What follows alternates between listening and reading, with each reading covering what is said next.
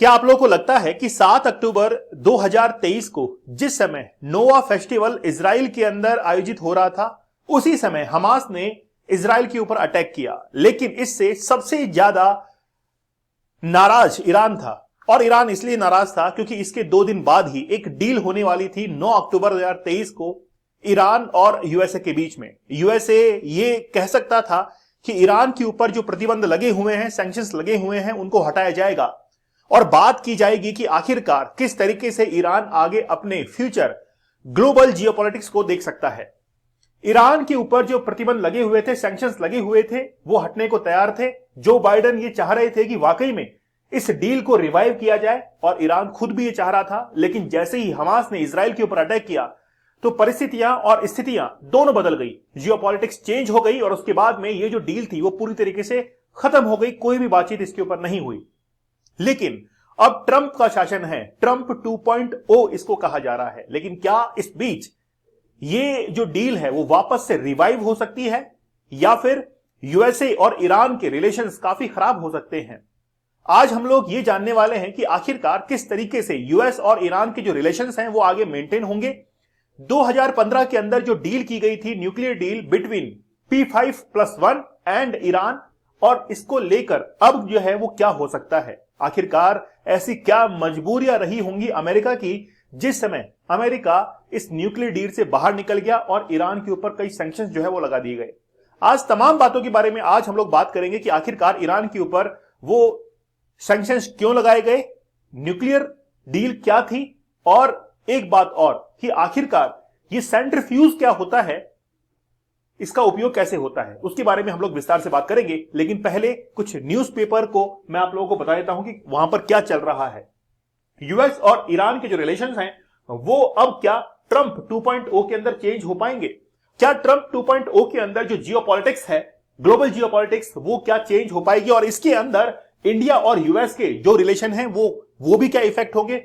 इसके बारे में हम लोग आज बात करने वाले हैं। देखिए, बहुत सारे जो आर्टिकल्स हैं वो आज न्यूज़पेपर्स के अंदर छप रहे हैं क्योंकि ट्रंप का शासन 20 जनवरी 2025 से शुरू हो चुका है। A weekend Iran prepares to face Trump 2.0। वाकई में क्या ईरान डरा हुआ है आज ट्रंप 2.0 को फेस करने के लिए? तो थोड़ा विस्तार से हम लोग बात करते हैं।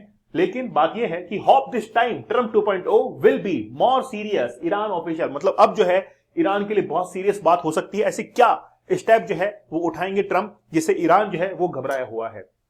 आप लोग हमारे 75 डेज के हार्ड चैलेंज, मैं आप लोगों से एक बात कहना चाहूंगा कि अगर आप जीवन में आगे निकलना चाहते हैं, आप अपनी बैड हैबिट्स को छोड़ दीजिए। सक्सेस हुए लोगों का ये एक पहचान रही है कि उन्होंने कभी भी बैड हैबिट्स को अपने ऊपर हावी नहीं होने दिया है।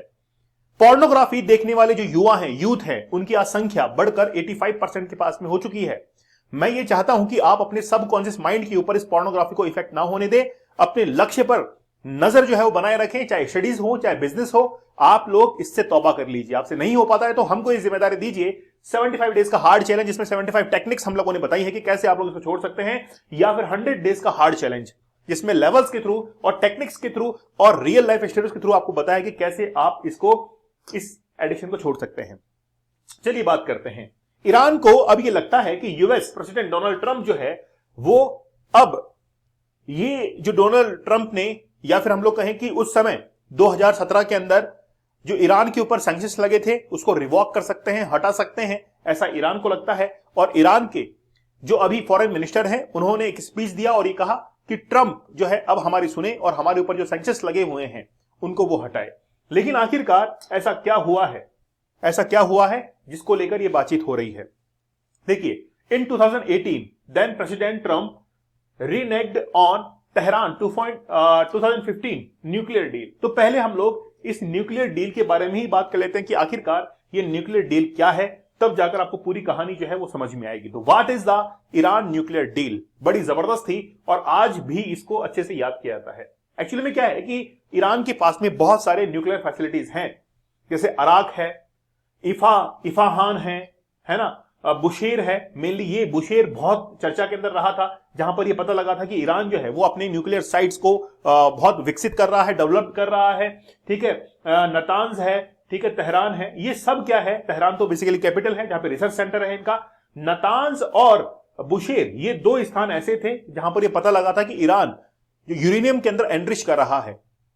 ठीक है, ओके।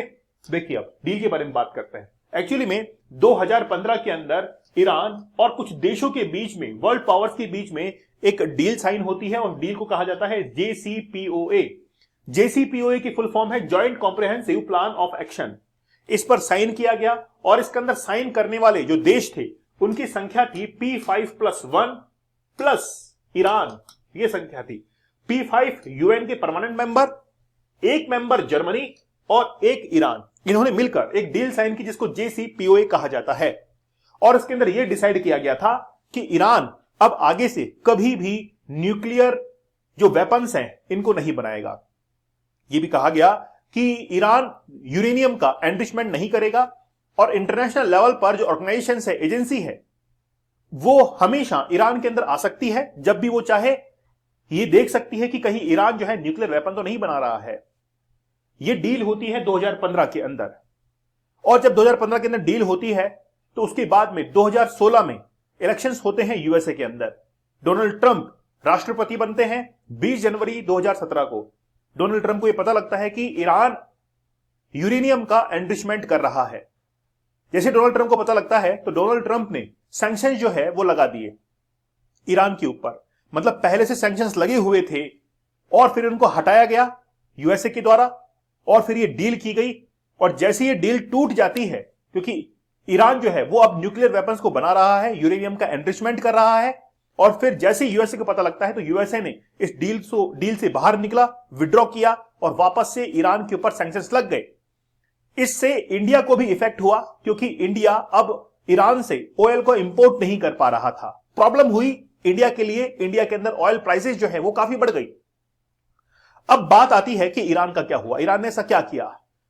यूरेनियम एनरिचमेंट जिसको हम लोग कहते हैं, यूरेनियम एक हम लोग कह सकते हैं कि केमिकल प्रोडक्ट होता है जो कि नेचुरली जो है वो मिलता है। अब इसका एनरिचमेंट होता है किसके लिए, रिसर्च वर्क के लिए, या फिर वेपन्स बनाने के लिए, या फिर न्यूक्लियर पावर प्लांट्स के अंदर। अगर इसको एनरिच करना है तो फिर इसके लिए कुछ इक्विपमेंट्स का यूज करते हैं, इसको सेंट्रीफ्यूज कहा जाता है। सेंट्रीफ्यूज एक ऐसा मेथड या टेक्निक है या इक्विपमेंट है जिसकी मदद से यूरेनियम को एनरिच किया जाता है। अगर यूरेनियम को लगभग 5% तक एनरिच किया गया है तो फिर इसका यूज न्यूक्लियर पावर प्लांट्स के अंदर होता है। अगर इसको एनरिच किया गया है 20% तक तो फिर इसका यूज रिसर्च के अंदर होता है। लेकिन अगर इसको 95 या 99% से ऊपर एनरिच कर दिया गया है तो फिर न्यूक्लियर पावर प्लांट्स के अलावा इसको वेपन्स के अंदर यूज किया जा सकता है। आप लोगों ने एक मिसाइल का नाम सुना होगा, कॉन्टिनेंटल बैलिस्टिक मिसाइल, जिसकी रेंज 5000 किलोमीटर तक होती है। एक कॉन्टिनेंट से छोड़ा तो दूसरे कॉन्टिनेंट को तबाह कर देगी। किसी भी मिसाइल को इतनी लंबी दूरी तय करने के लिए एक ऐसा फ्यूल चाहिए जो कि इसको इतनी लंबी दूरी तक भेज सके, इसलिए न्यूक्लियस का उसमें यूज होता है, यूरेनियम का उसमें यूज होता है। और जब तक आप यूरेनियम को यूज नहीं करेंगे तब तक आप उसको एज ए फ्यूल काम में नहीं ले पाएंगे, क्योंकि उसको 5000 किलोमीटर से ज्यादा की दूरी तय करनी है। और फिर यह पता लगता है कि यूरेनियम का एनरिचमेंट हुआ है सेंट्रीफ्यूज के माध्यम से, तो फिर उसके ऊपर सैंक्शंस लगा दिए जाते हैं। यही न्यूज जो थी वो अमेरिका के पास में पहुंची। अमेरिका को पता लगा कि ईरान जो है वो यूरेनियम का एनरिचमेंट कर रहा है, और उसके बाद में ईरान के ऊपर सैंक्शंस लगा दिए गए। 2017 में जैसे सैंक्शंस लगते हैं उसके बाद में 2020 का समय आता है। कासिम सुलेमानी, उसको एक ड्रोन हमले के अंदर गिरा दिया गया था। ईरान अपने रिवोल्यूशनरी गार्ड के कमांडर की मौत से इतना बौखलाया हुआ था कि उसने यूएसए के साथ में पंगा लेना शुरू कर दिया, लेकिन फिर भी उसकी बस की बात नहीं थी। उसने वापस से विड्रॉ किया, पीछे कदम उठाए, और अब यह लगता है कि ट्रंप के आने के बाद अब वो ट्रंप को कह रहे हैं कि हमारे ऊपर जो सैंक्शंस लगे हुए हैं इनको हटा दीजिए। अब देखना यह होगा कि ट्रंप जो है क्या उन सैंक्शंस को हटाते हैं या फिर सैंक्शंस को और कड़ा कर देते हैं और उनको मजबूत कर देते हैं। तो ये बात थी इस पूरे न्यूक्लियर डील की। लेकिन इसके अंदर कौन कौन शामिल था? इस डील के अंदर 5 permanent member of UN security council के, ठीक है, जिसमें France, China, Russia, United kingdom और यूएसए है, और साथ में जर्मनी को इसके अंदर इन्वॉल्व किया P5+1, और साथ ही के अंदर ईरान ने इसके ऊपर साइन किया। ठीक है, यूरोपियन यूनियन ने भी पार्ट लिया। इसमें से यूएसए ने विड्रॉ किया, क्योंकि यूएसए को यह लगता था कि ईरान ने जो है वो क्या किया है, कहीं ना कहीं गुस्ताखी की है और सैंक्शंस उसके ऊपर लगा दिए जाते हैं। ठीक है, अच्छा, ये जो डील थी वो एनफोर्स के अंदर आई थी 2016 के अंदर। डील साइन होती है 2015 में और 2016 के अंदर ये एनफोर्स में आती है। इसके बीच का जो टाइम पीरियड था उसको हम लोग कहते हैं ब्रेकआउट टाइम पीरियड। और इसी ब्रेकआउट टाइम पीरियड के अंदर ईरान ने बहुत सारे न्यूक्लियर वेपन जो है वो बनाकर तैयार कर लिए। जो सेंट्रीफ्यूज थे उनकी संख्या 20,000 के आसपास पाई गई। तो यूएसए ने कहा कि इनकी संख्या को कम करो। क्या काम में लेते हो आप लोग इसे कम करके आप 5,000 के आसपास लेके आओ। अगर आपको रिसर्च वर्क करना है तो बहुत, इतने आप 20,000 क्यों बना रहे हो। तो ये बात जो है वो अमेरिका को खल गई, यार इतने सारे सेंट्रीफ्यूज किस काम में ले रहा है ईरान। और बाद में पता लगता है कि ईरान जो है वो न्यूक्लियर वेपन जो है बना रहा है। लेकिन आखिरकार अब जो है वो ईरान को किस बात का डर है। ऑलरेडी हम लोग इन चीजों के बारे में बात कर चुके हैं कि बैलिस्टिक मिसाइल्स के अंदर ये काम में आता है। लेकिन वाई ईरान फियर्स ट्रम्प 2.0, है ना। सबसे ज्यादा आज ईरान जो है वो भयभीत है, डरा हुआ है। और डरा हुआ इंसान हमेशा गलत कदम उठाता है, उसके निर्णय, उसके डिसीजंस हमेशा प्रभावित होते हैं। इसलिए ईरान के आगे आने वाले जो डिसीजंस हैं वो हो सकता है गलत हो जाए। इजराइल के जो प्राइम मिनिस्टर हैं बेंजामिन नेतन्याहू, उन्होंने कहा है कि जिस समय ये डील हुई थी उस समय ही मैंने कह दिया था कि यूएसए ये बहुत बड़ी गलती कर रहा है। ठीक है, अब एक्चुअली में ईरान क्यों डर रहा है। ईरान के ऊपर बहुत कड़े सैंक्शंस जो है वो लगने वाले हैं। ईरान किसी से भी फ्यूल यानी कि ऑयल एक्सपोर्ट करने की डील जो है वो नहीं कर पाएगा। साथ ही के अंदर किसी देश से अगर टेक्नोलॉजी इंपोर्ट करनी हो तो नहीं कर पाएगा, एक्सपोर्ट करना हो तो नहीं कर पाएगा, मतलब एक आइसोलेट कंट्री हो जाएगा। लेकिन फिर भी ईरान की हेल्प करने के लिए रशिया है ना। रशिया और चाइना दो कंट्रीज ऐसे हैं जो कि ईरान की हेल्प करेंगे। इसलिए ईरान जो है वो आज डरा हुआ है कि अब सैंक्शंस जो हैं वो उसके ऊपर लगेंगे। ठीक है, तो आप लोग हमारे 75 डेज के हार्ड चैलेंज और 100 डेज के हार्ड चैलेंज साथ में जरूर ज्वाइन कीजिए। लाइफ चेंज हो जाएगी आपकी, मैं आपसे वादा करता हूं। तो मिलते हैं आप लोगों से अगले सेशन के अंदर। तब तक धन्यवाद, थैंक यू, जय हिंद।